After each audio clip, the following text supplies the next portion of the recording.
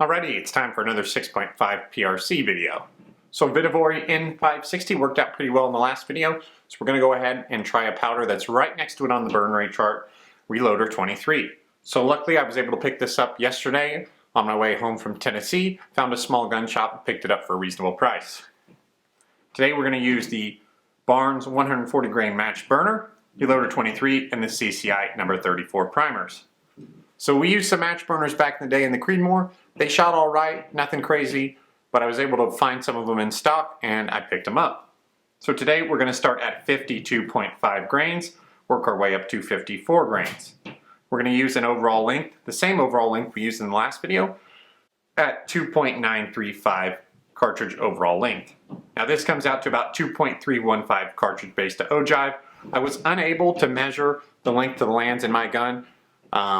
Being the ogive shape, this bullet needs to be seated out a little bit further than I can seat to reach the lands. So no worries about hitting the lands. We're roughly 50 to 80 thousandths off the lands in my gun.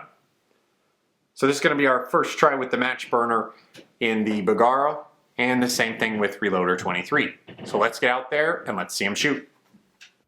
All right, we're out here on the range. The target is at 100 yards. This is my Bergara B-14 HMR chambered in 6.5 PRC. The gun is cold. It's about 40 degrees out. Haven't shot it today. We're shooting Reloader 23 and the 140 match burner.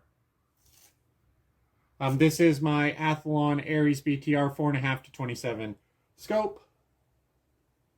We're getting velocity through our lab radar. All right, it is pretty decent outside today. Not a whole lot of wind. Hopefully we can shoot some good groups.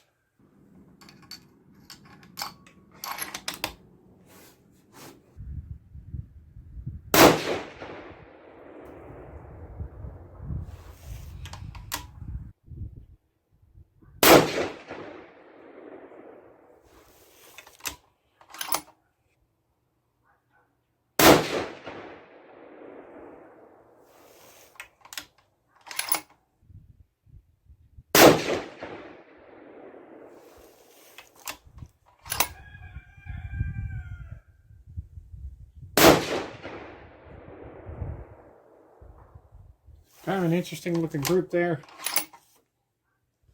All right, moving up here.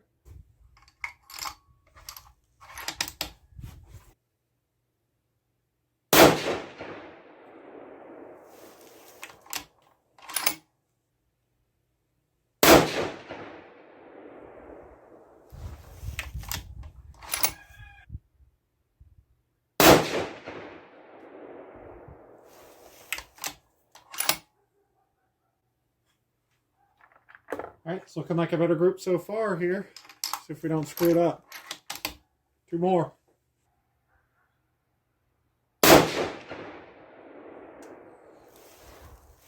Well, so much for that.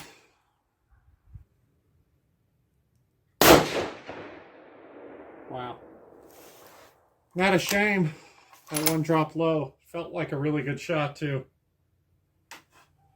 All right, moving on up to the next charge.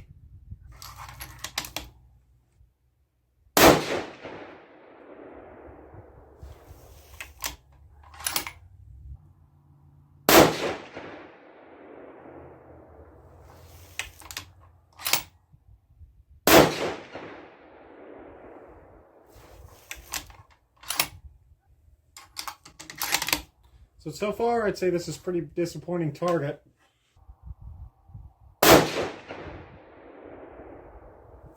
Yeah, that seems kind of odd.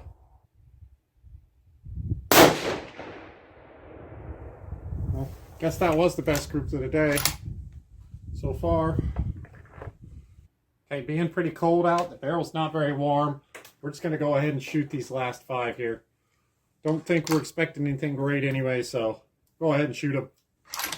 Never know, maybe the last group will surprise us here, but so far pretty disappointing overall.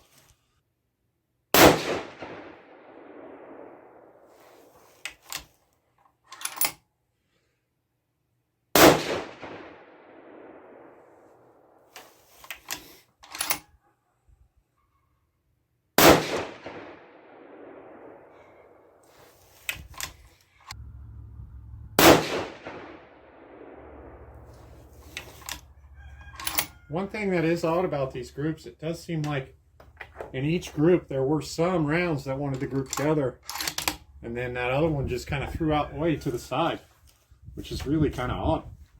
See what this last one does here. See if this one destroys our group.